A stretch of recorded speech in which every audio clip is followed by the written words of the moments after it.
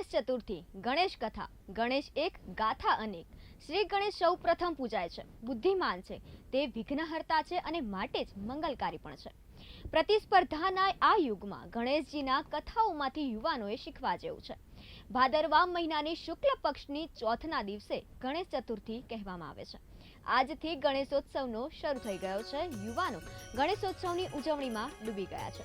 ત્યારે પીટીએન ન્યૂઝની ટીમ પહોંચી હતી અમદાવાદના ગુલબાઈ ટેકરા વિસ્તારમાં, જે અમદાવાદનું સૌથી મોટું માર્કેટ ગણવામાં આવે છે, જ્યાં પ્લાસ્ટર ઓફ પેરિસથી લઈને માટીની મૂર્તિઓનું પણ વેચાણ થતું હતું અને ત્યાં મોટા પ્રમાણમાં લોકોની ભીડ ઉમટી હતી.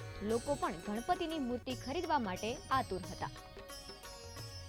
ત્યારે આપણે ગુલબાઈ ટેકરા વિસ્તારમાં પહોંચી ગયા છીએ, જ્યાં એક દુકાનમાં આપણે કાકાથી વાત કરીશું. કાકા, ગઈ સાલ કરતા આ સાલ આપણી રોજગારીમાં કેટલો ફરક જોવા મળ્યો? એટલે ગઈ સાલમાં 25,000ની મૂર્તિ, એ મૂર્તિ અમે 8,000, 9,000, 10,000માં વેચી છે. બહુ મોટું નુકસાન થયું છે. અત્યારે વરસાદની સિઝન ચાલી રહી છે. હવામાન વિભાગ દ્વારા પણ આગાહી કરવામાં આવી રહી છે કે ગણેશ ચતુર્થીમાં પણ વરસાદ પડી શકે છે, ભારે વરસાદ. તો તમને શું લાગે છે કે આ મૂર્તિઓનું વેચાણ ગઈ સાલ કરતાં આ સાલમાં વધારે થશે કે ઓછું થશે?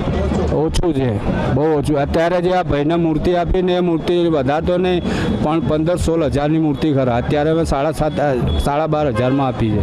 નુકસાન તો છે જ અમને. ઓછું છે, મૂર્તિનું વેચાણ ઓછું છે, પીઓપીની મૂર્તિનું વેચાણ ઓછું. ને હું તો કહું આવતી સાલ કેટલા લોકો વેપારી તૂટી જાય. કોઈ 10%ના પૈસા લે, કોઈ 5% રૂપિયા લે, કોઈ 7%ના પૈસા લઈને બનાવતા હોય. અત્યારે મારે કપડાનું ઠેકાણા નહીં, 4 દાડાથી ખાવાનું ઠેકાણું નહીં. એ રીતે પોઝિશનમાં બનાવ્યા. અત્યારે બચી જાય તો ક્યાં ગાડી મૂકીએ અમે? એના લીધે શું કરીએ, એનું મટીરિયલના પૈસા આવે, એના લીધે અમે ઉપયોગ કરીને આપી દઈએ. પૂજનમાં તો જાય ને, પેલા દબાણવાળા આવે ને ડૂબુલ લઈ જાય ને તોડી નાખે. એના કરતાં જે થાય, જે મળે એ ભગવાનના હાથમાં, આપણા હાથમાં નથી. હવે આપણે ગ્રાહકથી વાત કરીશું. તો આપ જણાવશો, આપને ગઈ સાલ કરતાં અને આ સાલની ગણેશ ચતુર્થીમાં કેટલો ફરક લાગી રહ્યો છે? ના બેન, કોઈ ફરક તો લાંબો કંઈ છે નહીં, પણ આ વખતે થોડીક મૂર્તિઓના ભાવ ઓછા છે. જે રીતે પેલા દુકાનદારે કીધું એ રીતે કે લગભગ 1,000-2,000 રૂપિયાનો પર દીઠ મૂર્તિ દીઠ ફાયદો થાય છે. અને આપે પણ મૂર્તિ ખરીદી છે, તો એ મૂર્તિનો ભાવ આપે કેટલી કિંમતમાં ખરીદી? અમે 12,500માં લીધી. જી, મૂર્તિ પીઓપીની છે કે માટીની છે? અહીંયા તો આ બજાર, તમે જે બજારમાં આવ્યા છો એમાં બને ત્યાં સુધી પીઓપીની જ મળે છે, પણ વિસર્જનની સારી એવી વ્યવસ્થા મ્યુનિસિપાલિટીની હોય છે આપણે ત્યાં હરેક સોસાયટીઓમાં કે હરેક એરિયામાં, એટલે કંઈ વાંધો નથી આવતો. સરકારશ્રી સારી એવી વ્યવસ્થા છે. પબ્લિકમાં કેટલો ઉત્સાહ છે? પબ્લિકમાં તો દાદાની માટે મતલબ દર વર્ષે ઉત્સાહનો ઉત્સાહ વધતો જાય છે. તમે આમ જોવો ને તો શ્રદ્ધાનો વિષય એવો છે ને તમે કે હરેક મંદિરમાં અત્યારે ગણેશ મહોત્સવ છે. તો ખરેખર તમે આમ જો કે મહારાષ્ટ્રનો મોટો તહેવાર છે, પણ આજે ગુજરાતમાં અને અમદાવાદમાં બધાથી મોટો તહેવાર થઈ ગયો છે અત્યારે ગણેશ મહોત્સવ. એમ વેચાણકારો પણ પોતાની આસ્થા અને શક્તિથી ગણપતિની મૂર્તિ જાતે બનાવીને વેચાણ કરતા હતા અને અમુક દુકાનદારો દ્વારા જાણવા મળ્યું હતું કે તેઓ લગભગ 40થી 50 વર્ષથી તેઓ આ મૂર્તિઓ બનાવવાનું કામકાજ કરી રહ્યા છે અને તેઓના વડવાઓ પણ આ જ કામ કરતા હતા. અને તેઓ દ્વારા પીટીએન ન્યૂઝને વધુ પણ જાણવા મળ્યું હતું કે ગયા વર્ષ કરતાં આ વર્ષે તેઓને રોજગારી ઓછી મળી છે અને ધંધામાં મંદી સર્જાઈ છે અને અત્યારે વરસાદના કારણે તેઓનો ધંધો એકદમ ઠપ થઈ ગયો હોવાનું તેઓ જણાવી રહ્યા છે. નમસ્કાર દર્શક મિત્રો, પીટીએન ન્યૂઝ સાથે હું છું યશસ્વી અને અત્યારે આપણે પહોંચી ગયા છીએ ગણેશ ચતુર્થીના આવા પવિત્ર તહેવાર પર ગુલબાઈ ટેકરા વિસ્તારમાં, અમદાવાદના ગુલબાઈ ટેકરા વિસ્તારમાં આપણે પહોંચી ગયા છીએ અને અત્યારે આપ જોઈ શકો છો કે અહીંયા ગણેશ ચતુર્થીનો માહોલ જે છે જોવરાઈ છે. આપણી જોડે અત્યારે જોડાઈ ગયા છે. આપનું નામ બતાવશો? મારું નામ મોહનભાઈ ખીમાભાઈ રાઠોડ છે અને શ્રી ગણપતિ મૂર્તિ સર્જક યુવા બાવરી સમાજ સેવા સમિતિમાંથી જનરલ સેક્રેટરી તરીકે છું અને ઘણા વર્ષોથી અમે પીઓપીની મૂર્તિઓ બનાવીએ છીએ અને રોડની ઉપર બનાવીએ છીએ. જી, અને અહીંયા અત્યારે આ વર્ષે લોકોમાં માહોલ કેવો છે?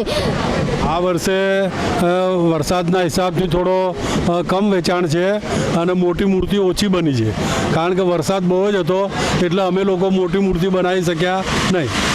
અને આપ રોજગારી અત્યારે કેવી ચાલી રહી છે? મતલબ વરસાદ તો ચાલુ જ છે, અત્યારે બી ચાલુ છે, હવામાન વિભાગે આગાહી પણ કરી લીધી છે, તો અત્યારે રોજગારી આપની કેવી છે? ગઈ સાલ કરતાં અને આ સાલમાં કેટલો ફરક પડ્યો છે તમારી રોજગારીમાં? ગઈ વર્ષ કરતાં નબળો છે તે આ વખતે વેપાર, અને અમુક જે આગલા વર્ષે હતું એના કરતાં 10% ઓછું છે. અને આપ જે મૂર્તિ અત્યારે હું જોઈ રહી છું, અત્યારે આ મૂર્તિ તમે કેટલો સમય લાગે છે એક મૂર્તિ બનાવવામાં અને કેટલી મહેનત લાગે છે? એક મૂર્તિ બનાવવામાં ઓછામાં ઓછા 5 થી 6 કલાક લાગે. એ મૂર્તિ બન્યા પછી એક મૂર્તિની પાછળ 15 દિવસ લાગે, પછી એ મૂર્તિ તૈયાર થાય. અને આ મૂર્તિમાં કઈ મટીરિયલ, કયા વસ્તુઓનો ઉપયોગ થાય છે? જેમ કે કલર છે, માટી છે, એ કયું વપરાય છે? શરૂથી આપણે માટીનું મોલ્ડ બનાવીશું. મોલ્ડ બન્યા પછી એની ઉપર કલર નાખીશું. કલર નાખ્યા પછી લબર નાખીશું. લબરમાંથી પછી એની ઉપર પીઓપી પ્લાસ્ટર ઓફ પેરિસની ડાય નાખીશું. ડાય નાખ્યા પછી એનામાંથી મૂર્તિઓ બનાવવાનું ચાલુ કરીશું. એટલે એક માસ્ટર માઇન્ડ હશે, એક માસ્ટર પ્લાન હશે, એનામાંથી હજારો મૂર્તિઓ આપણે બનાવી શકીએ. જી, આ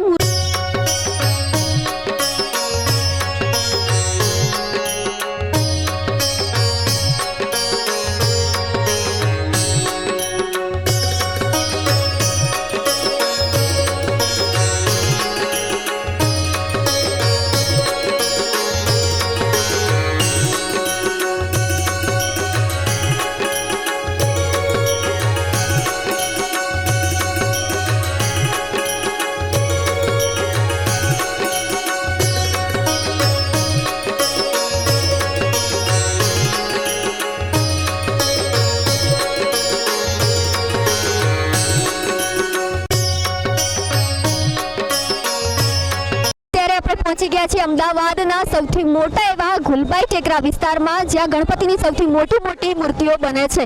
અને આપ જોઈ શકો છો કે અહીંની પબ્લિકમાં કેટલો ઉત્સાહ જોવા મળી રહ્યો છે. ગણેશ ચતુર્થીને લઈને આપ જોઈ શકો છો કે અહીંયા પબ્લિકને મૂર્તિની ખરીદી ચાલી રહી છે અને વેચાણકારો પણ જોવા મળી રહ્યા છે. વેચાણકારોનું કહેવું છે કે ગઈ વખત કરતાં આ સાલમાં થોડી મંદી વર્તાઈ રહી છે અને જે મૂર્તિ ખરીદી રહ્યા છે તેઓ લોકોમાં પણ ઉત્સાહ જોવા મળી રહ્યો છે. આપ જોઈ શકો છો ચારે બાજુ કેટલી ભીડ જોવા મળી રહી છે.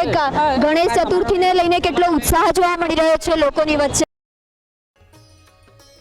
બીજી બાજુ ગ્રાહકો પણ ગણેશ ચતુર્થીના પવિત્ર તહેવાર નિમિત્તે ઉત્સાહ દર્શાવી રહ્યા છે અને ગણપતિ બાપાના પોતાના ઘરે સ્થાપના કરે છે અને 10 દિવસ પૂજા અર્ચના કરતા હોય છે. ત્યારે ગુલબાઈ ટેકરા વિસ્તારમાં પહોંચીને પીટીએન ન્યૂઝની ટીમે ગણેશ ચતુર્થીનો મહિમા કવર કર્યો હતો. ગણેશ ચતુર્થીના પવિત્ર તહેવાર પર જે ભાદરવી સુદ ચોથના દિવસે ગણેશ ચતુર્થીનો તહેવાર ઉજવવામાં આવે છે, ત્યારે આપણે અમદાવાદના ગુલબાઈ ટેકરા વિસ્તારમાં પહોંચી ગયા છીએ અને આપ જોઈ શકો છો કે આ વિસ્તારમાં આપ જોઈ શકો છો કે અત્યારે લોકોની કેટલી ભીડ જામી ગઈ છે અને લોકોનો કેટલો ઉત્સાહ છે ગણેશ ચતુર્થીના પર્વને લઈને, એ આપ જોઈ શકો છો. દ્રશ્યોમાં જોવા મળી રહ્યું છે કે વેચાણકારો અને દુકાનદારો બંનેમાં એટલો જ ઉત્સાહ જોવા મળી રહ્યો છે. ગ્રાહક અને દુકાનદાર બંનેમાં એટલો ઉત્સાહ છે, પણ દુકાનદારોનું કહેવું છે કે ગઈ સાલ કરતાં આ સાલ ખૂબ જ મંદી વર્તાઈ રહી છે.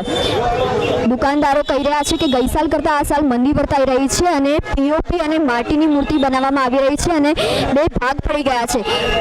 માટીની મૂર્તિ અને પીઓપીની મૂર્તિ માટે ધર્મકુંડ પણ બનાવવામાં આવે છે તેના વિસર્જન માટે. આપ જોઈ શકો છો કે કેટલી સુંદર મૂર્તિ બનાવવામાં આવી રહી છે ગણપતિની, અને દુકાનદારો પોતાના હાથથી આ મૂર્તિ બનાવતા હોય છે અને કલર કામ કરતા હોય છે. આપ જોઈ શકો છો કે કેટલી સુંદર મૂર્તિ બનાવવામાં આવી રહી છે.